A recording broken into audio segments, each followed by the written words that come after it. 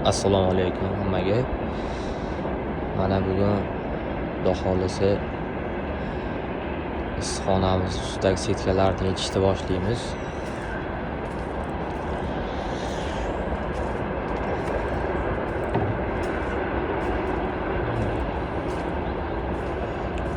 Bugun 1-oktyabr.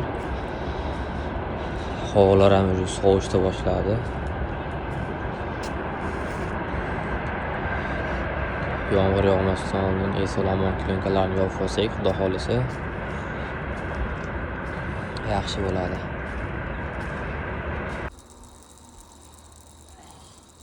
Setkalarni ham mana yechib oldik. Endi navbat plyonka yopib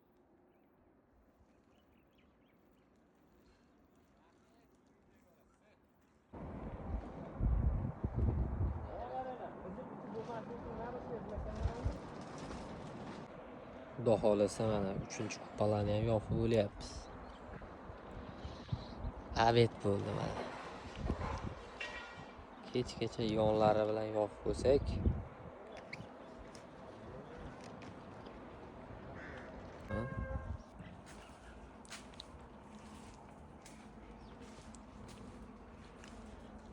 ikki qavatli plyonka tortilyapti ustidan.